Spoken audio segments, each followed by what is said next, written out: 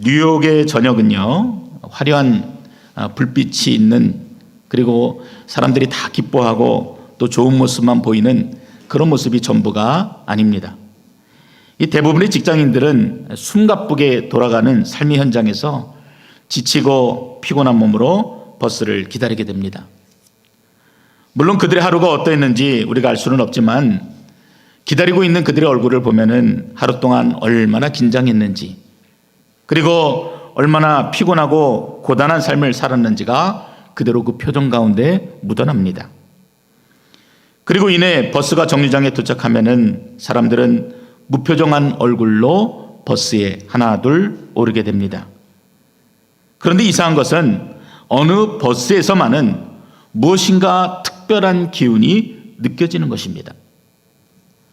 분명 피곤에 찌든 사람들이었는데 시간이 흐를수록, 버스가 움직일수록 그들의 마음이 알 수 없는 평안에 사로잡히게 됩니다.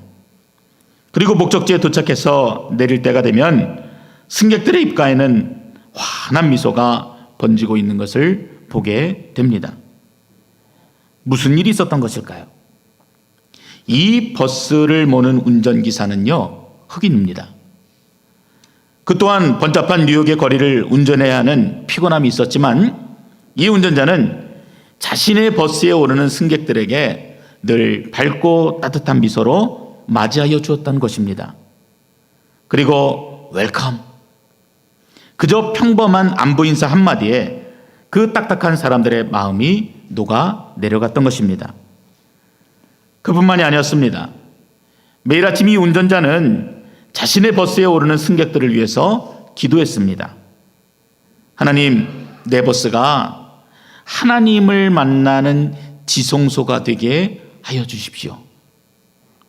피곤해 지친 영혼들이 나의 버스를 통해서 회복이 되어지고 살아나는 역사를 보게 해 주십시오. 하루를 시작하기 전에 늘 아침마다 하나님께 간절히 기도했던 것입니다. 그리고 자신의 버스에 타게 될 승객들을 떠올리면서 그들을 한 명 한 명 축복해 왔습니다. 그래서 승객들은 분명 고단한 몸을 이끌고 버스에 탔지만 자신도 모르는 사이에 그 축복의 기도에 있는 그 버스 운전사들로 인해서 그 마음의 평안을 누리게 되는 놀라운 회복을 경험하게 되었던 것입니다. 토마스 왓슨이라는 분이 이런 말씀을 하셨습니다. 성도는 걸어다니는 하나님의 초상화다. 세상이 나를 통해서 하나님의 형성을 볼 수 있도록, 그리고 내 모습을 통해서 내가 섬기는 하나님이 어떤 분인지가 분명하게 드러난다고 하는 그런 고백이지요. 물론 이런 표정이, 이런 모습들이 우리 삶을 통해서 하나님 앞에 영광이 되어지는 이런 일들이 우리 주변의 많은 분들에게 나타나는 것이 사실입니다. 그러나 오늘 이 자리에 계신 모든 분들이 한 분도 빠짐없이 그 주어진 삶의 자리에서 하나님의 기쁨을, 또 하나님의 영광을 드러내는 복된 축복의 통로가 되시기를 주님의 이름으로 축원드립니다. 이런 분들이요, 정말 하나님의 영광을 위해서 사는 분들이기 때문에 그렇습니다. 오늘 이 본문에서도 예수님은 자신의 삶을 그렇게 말씀하세요. 나의 일생을 그렇게 말합니다. 삶의 이유를 그렇게 말합니다. 하나님의 영광을 위해 사는 것, 이렇게 말씀하십니다. 그리고 그 일을 위해서 자신의 생명을 아낌없이 내어주셨습니다. 무엇 때문에요? 하나님의 영광을 위해서 그렇게 하셨습니다. 이런 예수님의 마음을 제자들이 알 리가 없었습니다. 제자들의 눈에 하나님은 영광은커녕 그저 무거운 삶의 현실이 보이는 것입니다. 예수님이 떠나가신다 하니 그 부재가 염려되었고, 자신의 캄캄한 미래가 염려가 되었고, 현실의 삶이 주는 불안과 염려로 인해서 마치 뉴욕의 직장인들처럼 그 얼굴에는 무겁게 그늘이 드리워져 있습니다. 예수님께서는 그런 제자들을 위로하시고 다시 세워주시기 위해서 요한복음 13장에서 이 16장에 이르는 다락방 강화라고 하는 아주 긴 설교를 제자들에게 들려주셨던 것입니다. 십자가에 죽기 전날 밤에 이렇게 긴 설교를 하신 것이에요. 그리고 나서 이 설교가 다 마친 후에 1절에 보면은 예수님께서 이 말씀을 하시고 눈을 들어 하늘을 우러러 이르시되, 하늘을 우러러 보시고 기도하시기 시작한 것입니다. 그 기도가 대제사장적 기도라고 불리는 이 요한복음 17장의 말씀입니다. 이 기도의 내용은요, 크게 세 가지로 구분해 볼 수 있습니다. 1절부터 5절까지 초반부에 있는 기도의 내용은 하나님께 올려드리는, 그리고 자신을 위해 기도하는 예수님의 기도의 내용으로 되어 있습니다. 그리고 그 다음에는 제자들을 위해서 기도하시고요. 그리고 마지막에는 오는 세대에 예수 그리스도를 믿게 될 저와 여러분 같은 사람들을 위해서 주님이 간절히 기도하십니다. 마태, 마가, 누가복음, 즉 공관복음에는요, 예수님께서 땀방울이 핏방울이 되도록 기도하셨다, 예수님의 고려의 포커스가 맞춰 있다면은 오늘 이 요한복음에서는 이처럼 낙담하고 시리에 가득 차고 근심을 가득 찬 이 제자들과, 그리고 오늘을 사는 우리를 위해서 주님이 격려하시는 따뜻한 음성이 담겨져 있는 것입니다. 그래서 우리가 이 기도를 통해서 우리를 세워주시는 하나님의 은혜를 보게 됩니다. 스코틀랜드의 종교개혁가인 존 낙스는 그래서 병이 들어 힘들 때마다 매일 이 기도를 읽었다고 합니다. 이 기도를 통해서 때로는 위로를 얻고, 때로는 다시 일어설 힘을 얻어서 끝까지 승리할 수 있었다고 그렇게 고백합니다.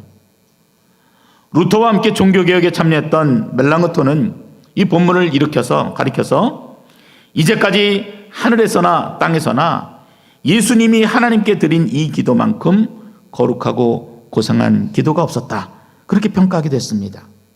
그 기도가 오늘 이 기도예요.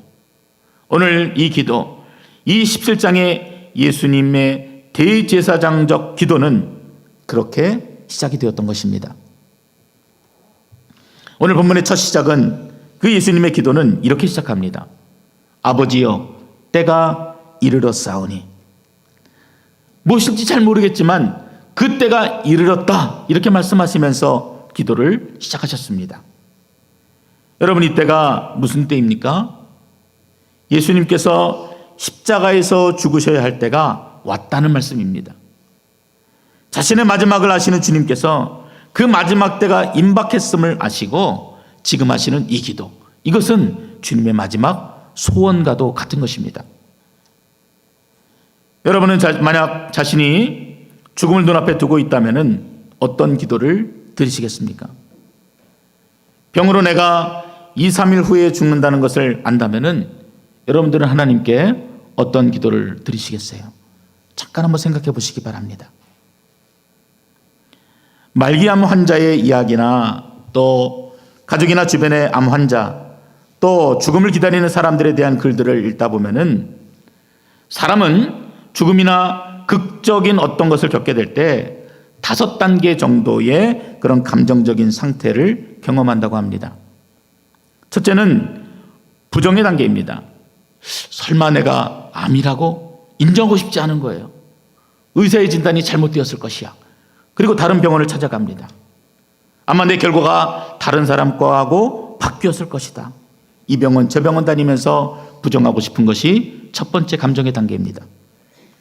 두 번째 단계는 분노의 단계를 경험하게 됩니다. 검사를 여러 번 했는데 맞다고 한다. 근데 왜 나지? 내가 뭘 잘못했다고? 이러면서 내가 암에 걸린 것에 대해서 화를 내고 가족이나 의사, 간호사에게 분노를 폭발하게 됩니다. 세 번째 단계는 타협의 단계입니다. 그 모든 것들이 어쩔 수 없음을 깨닫고 이제 화를 수그러뜨리면서 타협을 시도하게 됩니다. 아이들이 졸업할 때까지, 또는 아이들이 결혼할 때까지, 그때까지만 살게 해달라고 간절히 구하게 되지요. 그리고 자신의 병을 제한적이나마나 수용하게 되는 모습을 보이게 됩니다. 그리고 나서는 이내 우울의 시기를 겪게 됩니다. 수술이나 약물 치료로 인한 재정적인 부담, 이런 실질적인 문제들, 그리고 죽음에 대한 준비 단계에서 우울증을 겪고 힘들어하게 되는 것입니다. 그리고 마지막 5단계에서는 비로소 이 모든 죽음의 순간을 인정하게 되고 그리고 모든 것을 수용하고 준비하는 단계에 이르게 됩니다. 실제적인 죽음의 준비를 하게 되는 것입니다. 예전에 가족에게 잘못했던 일들을 사과하고 또 자기가 죽은 후를 생각하면서 남은 가족들을 걱정하는 그런 것들이 되어집니다. 이 예수님의 기도도 그렇지 않았나 생각하는 것입니다. 자신의 때가 되어서 이제 죽음을 받아들여야 하는데 그 마지막 소원을 기도로 하나님 앞에 간절히 올려드리고 있는 것입니다. 그 마지막 소원이 무엇이었을까요? 한마디로 아들을 영화롭게 하사 아들로 아버지를 영화롭게 하게 하옵소서. 이 기도가 예수님의 유일한 소원이었습니다. 마지막 기도였어요. 마지막 소원이었습니다. 이 말을 조금 쉬운 말로 바꾸면은 아버지 하나님, 나의 남은 이 삶도 하나님의 영광을 위해 살게 해주십시오. 짧은 순간이라 할지라도 그 마지막 순간마저도 제가 하나님 앞에 영광이 되기를 원합니다. 그 기도를 하나님 앞에 드리고 있는 것이에요. 지금까지도 그렇게 살아오셨던 그분께서 그 마지막 순간에도 같은 기도 제목으로 하나님께 구하고 있는 것입니다. 말씀하신 그대로 나를 보내신 그분의 뜻을 내가 마지막까지 온전히 이루게 하소서. 내 아버지께 영광을 돌리는 것이 나의 마지막 소원입니다. 그렇게 하여 주시옵소서. 이렇게 말씀하시는 것입니다. 여러분, 사실 이런 기도가 있습니까? 살려달라고 하는 기도가 아니라 이 기도는요, 나를 온전히 죽여달라고 하는 그런 기도였던 것입니다. 이런 기도가 있습니까? 내가 바라는 그 무엇이 아니라 하나님의 뜻대로 되게 해달라고 하는 그 기도를 마지막 소원으로 하나님께 드리고 있는 것입니다. 여러분도 한번 따라해 보시기 바랍니다. 나도 하나님을 영화롭게 하는 삶을 살게 하옵소서. 이 기도가 여러분에게도 주님이 부르실 그날까지 붙들어야 할 단 하나의 소원이 되셔야 하는 것입니다. 물론 이해하기 어렵지요. 교회 와서 말로는 우리가 영화롭게 산다고 하지만 그 영화롭게 산다고 하는 것이 무엇인지 사실 우리는 잘 모릅니다. 어떻게 살아야 할지도 모르고 무엇을 해야 될지도 모르고 그저 막막하게 우리는 그렇게 이야기합니다. 이 기도 제목이 우리의 소원이 되기 위해서는 그래서 이 의미가 무엇을 이야기하는지를 우리가 알아야 합니다. 먼저 영화롭게 한다는 것은 여러분 무슨 의미를 가지고 있다고 생각하십니까? 이 영화롭게 한다 하는 이 단어가요, 헬라어로는 독사조, 독사, 뱀 이름 같지만요, 헬라어로 독사조라고 하는 단어입니다.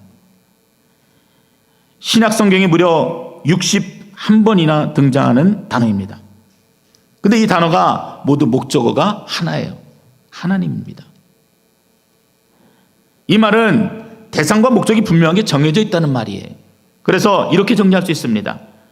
영화롭게 한다는 것은 하나님이 어떤 분이신가를 드러내고 또 그분에게 합당한 경배와 찬양을 돌리는 모든 행동, 그것이 바로 하나님을 영화롭게 한다는 뜻이 되어집니다. 하나님은 인간의 말이나 행동으로 영화로워지는 그런 분이 아니십니다. 하나님은 이미 스스로 영화로우세요. 여러분 믿으십니까? 아멘. 그래서 그분에게 합당한 대우를 해드리는 것입니다. 그렇지 않은데 내가 말로 억지로 만드는 것이 아니라 원래 태초부터 그러하신 분을 우리가 그분에게 합당하게 대우해드리는 거예요. 그분께 합당한 경배와 찬양을 올려드리는 것입니다. 그런데 우리의 모습은 어떻습니까? 인간의 존재 목적이 하나님의 영광을 위한 것인데 행복 추구, 그것도 남보다 더 나은 행복의 추구가 우리의 존재 이유가 되어버렸습니다.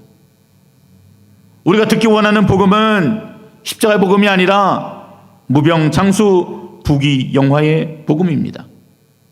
더 이상 자기 십자가를 지고 예수를 따르는 그런 복음이 성도들에게 매력적인 목소리가 되어지지 못합니다. 그러다 보니까 어떤 교회 이름은요, 행복한 교회, 이런 교회 이름도 있습니다. 특히 요즘 한국 교회들은 저마다 독특한 교회 간판 달기에 경쟁이 붙었다고 합니다. 누구나 교회, 마라톤 교회, 오이의 교회, 와 우리 교회, 새안산 레포츠 교회, 가까운 교회, 파워풀 교회, 내비게이션 교회, 끝도 없습니다. 도대체 무엇을 의미하는 것인지, 도대체 교회가 무슨 목적을 가지고 있는지 알 수 없는 이름들이 가득합니다. 물론 각 교회마다 나름대로 좋은 의미가 있겠죠. 그렇지만 그 교회 이름 속에는 현대교회가 무엇을 추구하고 있는지, 어디에 목적을 두고 달려가고 있는지가 분명하게 드러나고 있는 것입니다. 자기 교회 이름을 독특하게 지어서 많은 사람들의 관심을 끌어보겠다는 상업주의가 담겨져 있고, 우리 교회가 바라봐야 될 그것, 행복, 풍요, 안락, 평안함, 이 세속주의적인 생각들이 교회에 깊숙이 들어온 것입니다. 특히 개인적으로 가장 두려운 이름은요, 하나님의 교회라는 간판입니다. 하나님의 뜻을 전하고 하나님께서 친히 세우신 교회라는 의미가 담겨 있겠지요. 그러나 실상은 신천지와 마찬가지로 이단 안상홍 증인회가 사용하는 교회 이름이 하나님의 교회입니다. 거룩한 간판을 달아놓고 오히려 복음을 왜곡하고 변질시키는 파렴치한 행위를 일삼고 있는 것입니다. 사랑하는 성도 여러분, 이 땅의 교회는, 그리고 이 땅의 그리스도인들은 전 우주를 창조하시고 다스리시는 그분께 합당한 영광과 찬양을 올려드릴 수 있어야 합니다. 우리를 통해서 그분의 영광이 드러날 수 있도록 사는 것이 우리의 삶의 목적이 되어야 하는 것입니다. 그것이 바로 하나님께 영광을 돌리는 삶입니다. 미국의 어떤 굉장히 유명한 목사님이 설교를 했습니다. 그 설교를 들은 많은 사람들이 야, 굉장하다, 미국에 이렇게 유명한 설교자가 있다니 감탄하고 칭찬했습니다. 목사님 은혜 받았습니다. 그런데 그날 밤에는 찰스 스펄전 목사님께서 설교를 하시게 되었습니다. 그 설교를 들은 사람들은 이렇게 말했다고 합니다. 스펄전 목사님의 하나님은 살아있습니다. 스펄전이 전한 하나님은 살아있습니다. 스펄전이 전한 예수 그리스도는 위대하십니다. 여러분, 무엇이 달랐는지 여러분 느끼십니까? 설교를 한 목사를 높이는 것이 아니라 누가 높여진 것이에요? 그 설교를 통해서 하나님 예수 그리스도 그분이 드러나고 높아진 것입니다. 그러므로 겸손한 마음으로 하나님께 영광을 돌리기를 원하신다면 여러분의 마음의 소원이, 여러분의 기도가 달라져야 합니다. 하나님의 영광을 내게 입혀주시옵소서. 하나님의 은혜를 내려주시고 하나님의 능력을 내려주시고, 그래서 부귀영화로 떵떵거리며 잘 살게 해주십시오, 이런 기도가 아니에요. 하나님의 은혜를 내려주시고 내게 능력을 주시고 하나님의 영광을 내게 입혀주셔서 부족하고 못난 나이지만 이 종이 주의 도구가 되어서 나를 통해 당신의 영광이 나타나게 하여 주시옵소서. 이것이 우리의 기도가 되어야 하는 것입니다.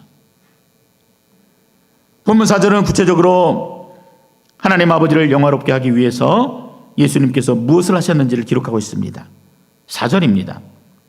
아버지께서 내게 하라고 주신 일을 내가 이루어 아버지를 이 세상에서 영화롭게 하였사오니. 새 번역이라는 다른 번역을 보니까 이렇게 번역되어 있습니다. 나는 아버지께서 내게 하라고 맡기신 일을 완성하여 땅에서 아버지께 영광을 돌렸습니다. 조금 더 분명하지요. 예수님은 하나님 아버지께서 맡겨주신 일들을 다 완벽하게 온전히 성취를 하셔서 이 일로 하나님 아버지께 영광을 돌렸다, 하나님 아버지를 영화롭게 하였다, 그렇게 말씀하고 있는 것입니다. 그렇다면 하나님께서 예수님께 맡기신 일은 무엇입니까? 그리고 예수님께서 이루신 일은 또 무엇입니까? 2절을 보세요. 아버지께서 아들에게 주신 모든 사람에게 영생을 주게 하시려고 만민을 다스리는 권세를 아들에게 주셨음이로다. 하나님이 예수 그리스도께 맡기신 일은 모든 사람들에게 영생을 주게 하는 그 일을 맡기신 것입니다. 그리고 예수님께서는 그 일을 이루시기 위해서 기꺼이 죽음을 받아들이고 계시는 것입니다. 예수님께서 우리에게 맡기신 일도 같습니다. 그냥 교회 와서 예배드리고 돈 벌어서 넉넉하게 사는 것이 우리에게 맡겨진 전부가 아니라 마태복음 28장 마지막에 기록하고 있는 것처럼 하늘과 땅의 모든 권세를 내게 주셨으니 그러므로 너희는 가서 모든 민족을 제자로 삼아 아버지와 아들과 성령의 이름으로 침례를 베풀고 내가 너희에게 분부한 모든 것을 가르쳐 지키게 하라. 복음을 전하고 예수를 모르는 사람들에게 영생의 기쁨을 전하고, 그래서 우리를 부르시고 그 일을 이루시기 위해서 모든 권세를 우리에게 주신 아버지 하나님을 바라볼 수 있게 하라. 그 명령을, 그 일들을 우리에게 맡겨주신 것입니다. 지난주로 4주간의 침례자 교육이 모두 마쳤습니다. 그런데 이분들과 함께 교육하는 동안에 그분들의 이야기를 참 많이 들었던 것 같아요.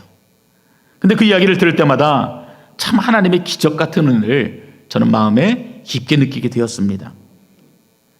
지금 이 자리에 계신 이 오창환 형제님 같은 분은요, 예수님을 인격적으로 만난 지 얼마 안 되셨어요. 새내기입니다. 아직은 성경도 잘 모르고 하나님이 어떤 분인지 구체적으로 잘 알지도 못합니다. 근데 이분과 말씀을 좀 나누다 보면은요, 그분도 눈에 눈물이 그렁그렁하고 저도 똑같이 눈에 눈물이 그렁그렁 맺히게 됩니다. 무엇인가 알 수 없지만 하나님을 얼마나 사랑하는지, 그 하나님의 사랑이 얼마나 크고 놀라운지를 함께 공감하면서 경험하게 되는 것입니다. 이분이요, 혼다에서 자동차 정비를 하십니다. 일하는 만큼 수입이 되기 때문에 이 정비하시는 분들이 아침마다 굉장히 날카롭게 신경전을 벌인다고 합니다. 더 좋은 일을 갖기 위해서, 더 많은 일을 갖기 위해서. 그런데 하나님을 알게 되고 그 은혜를 알게 되니까 자기 마음에 있는 그러한 이기적인 욕심이 내려놓아지더라는 것입니다. 아침마다 찡그리고 경쟁 상대를 바라보면서 늘 시기했는데 이제는 그들을 바라보는데 측은하기까지 했다는 것입니다. 야, 좀 여유롭게 살아. 좀 평화롭게 살아. 욕심 부리지 말고. 그리고 책상에 앉아서 기도하고 하루 일과를 시작하십니다. 이를 빼앗겨도 그저 허허 웃게 되고, 오히려 주변 사람들에게 좀 더 여유 있고 평안한 삶을 살도록 말씀하시는 그런 자리가 되었습니다. 그리고 조금씩 하나님께서 자신의 삶에 어떻게 구체적으로 간섭하시는지를 깨닫게 되는 것을 이야기로 나눠주셨습니다. 얼마 전에 일을 하게 되는데요, 실제적으로 그 하루 동안에 주어진 일이 굉장히 적게 배정이 돼서 마음이 상했던 일이 있었다고 합니다. 아니, 분명히 하나님을 알게 됐는데, 하나님이 채우실 거라고 믿었는데 일이 줄어드니까 마음이 조급해집니다. 불안해졌습니다. 여유로웠던 마음도 사라지고 분노와 짜증이 올라오기 시작했습니다. 그리고 그 다음 날이 되어서 일할 목록을 보니까 마치 이틀째를 한꺼번에 주신 것처럼 4대의 차량이 자신을 기다리고 있는 것입니다. 어떤 차는 10시간이 넘는 정비가 필요한 차도 있었고, 또 다른 차들도 오늘 똑같이 고치고 나가기를 바라는 그런 차들이었습니다. 마음이 조급해졌습니다. 시간 안에 모든 차들을 마치고 싶은 욕심도 있었습니다. 그래서 점심도 굶어가면서 신중하게 4시간 만에 큰 일을 마치고 났습니다. 정신이 혼미해졌습니다. 그리고 정비한 차량을 테스트하기 위해서 시동을 걸려고 하는데 갑자기 전화가 온 것입니다. 자신이 정비한 차량의 손님께서 자동차 와이퍼를 교체해달라는 것이었습니다. 다시 차에서 내려서 와이퍼를 드러내려고 보니 거기에는 10mm 정도 되는 조그만 나사가 눈에 들어왔습니다. 엔진에 들어갈 중요한 부품을 빼놓고 차를 조립한 것입니다. 작지만 이 부품을 빼고 시동을 걸면은 엔진이 다 망가질 수도 있었는데 그 결정적인 순간에 전화가 오게 하시고 그것도 자신이 부품을 놓았던 그곳에 부품을 옮겨놓도록 하신 놀라운 하나님의 섭리를 경험하게 된 것입니다. 물론 어떤 분은 우연이라고 생각하고 그냥 지나칠 수도 있는 일입니다. 하지만 제 눈에는요, 복음의 씨앗이 떨어져서 싹이 나고 열매가 맺도록 하기 위해서 하나님께서 얼마나 이 영혼을 섬세하게 다루고 계시는가, 만지시고 계시는가, 그래서 이 사람이 어떻게 하나님 앞에 영광을 돌리도록 하시는가를 보게 되는 것입니다. 너무나 무뚝뚝한 메카닉 한 사람을 하나님의 사람으로 변화시키셨고 또 그 사람의 삶을 통해서 당신이 어떤 하나님이신지를 만천하에 드러내셨던 것입니다. 사랑하는 성도 여러분, 이제 여러분의 기도가 분명 달라져야 합니다. 그리고 여러분의 소원이 달라져야 합니다. 예수님의 기도, 아버지께서 내게 하라고 주신 일을 내가 이루어 아버지를 이 세상에서 영화롭게 하옵소서. 이 기도가 여러분의 식사기도처럼 툭 치면 나오는 기도가 되시기 바랍니다. 그렇다고 너무 거창하게 생각하지 마시기 바랍니다. 또 반대로 내가 어떻게 하나님께 영광이 될 수 있나 부담스러워하지도 마시기 바랍니다. 하나님께서 여러분에게 맡기신 일은요, 지극히 평범한 일들이고 또 여러분의 일상 속에서 매일매일 반복적으로 일어나는 그 일들을 통해서 하나님이 영광 받으시기를 원하십니다.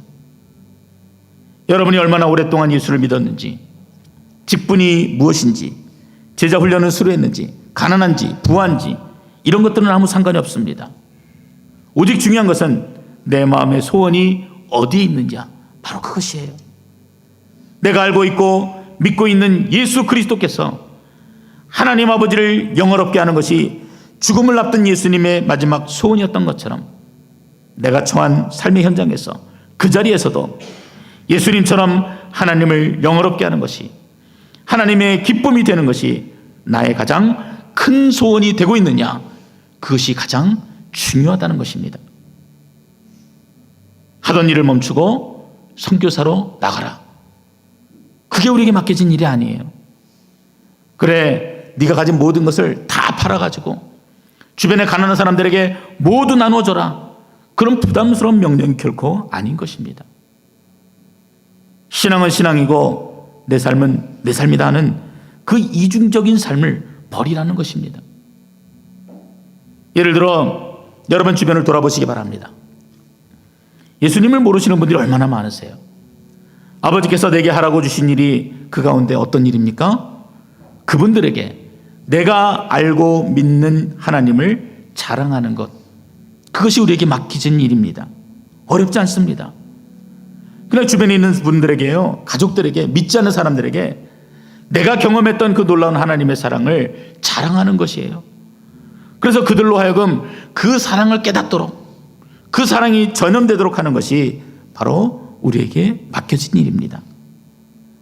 늘 주변을 돌아보는 삶이 하나님께 영광이 되는 삶이 되어지는 것이에요. 여러분, 이게 어렵습니까? 어렵지 않죠. 반대로 여러분 착각하지 마시기 바랍니다.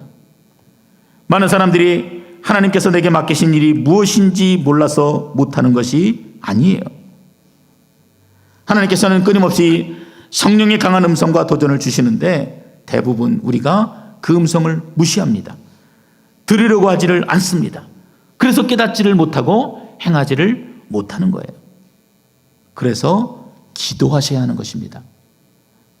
아침마다 눈을 뜰 때 아버지요, 오늘도 나의 자리에서, 내가 있는 그 자리에서 아버지의 이름을 높이기 원합니다. 그럼 그 기도를 하셔야 되는 것이에요. 밤에 자다가 갑자기 눈을 뜨면은 아이고 잠이 안 온다, 멀뚱멀뚱 이러지 마시고요. 아버지, 내일도 내게 하라고 주신 일을 이룰 수 있도록 내게 능력을 주십시오. 이 세상에서 아버지를 영화롭게 하기를 원합니다. 내가 사나 죽으나 설령 이 밤이 나에게 마지막 밤이 될지라도 나로 하여금 영원토록 아버지의 기쁨이 되게 하여 주시옵소서. 그 기도를 하세요. 기도하셔야 하는 것입니다. 그 소원을 가지고 자녀를 키우셔야 하는 것이에요. 그 소원을 가지고 직장에서 최선을 다해 열심히 일하셔야 하는 것입니다. 그 소원을 가지고 교회를 섬기고 봉사하고 모이기를 힘쓰고 여러분의 남은 인생을 사용하셔야 하는 것입니다. 그리고 그 일을 다 마쳤을 때도 내가 잘한 일은 빨리 잊게 하시고 예수 그리스도 그분의 영광만이 나를 통해 나타나게 하여 주시옵소서. 그 기도가 바로 저와 여러분의 기도가 되어야 하는 것입니다. 이것이 자기 십자가를 지고 예수 그리스도를 따르는 사람들의 모습이에요. 그럴 때 여러분을 통해서 이 땅에 하나님의 나라가 임하는 것을 보게 될 것입니다. 아멘. 하나님의 영광이 되는 위대한 역사가 이 베델교회를 통해서 드러나게 되는 것입니다. 우리 4절과 5절 그 말씀을 우리가 다시 한번 기도하는 마음으로 읽고 말씀을 마치도록 하겠습니다. 4절과 5절 말씀입니다. 아버지께서 내게 하라고 주신 일을 내가 이루어 아버지를 이 세상에서 영화롭게 하였사오니 아버지여 창세전에 내가 아버지와 함께 가졌던 영화로서 지금도 아버지와 함께 나를 영화롭게 하옵소서. 아멘. 기도하겠습니다. 아버지 하나님, 우리들의 삶이 주님께 영광이 되기를 원하고 그렇게 산다고 하면서도 얼마나 이기적으로 우리들의 마음이 주님을 외면했는지, 금성을 외면했는지 돌아보게 됩니다.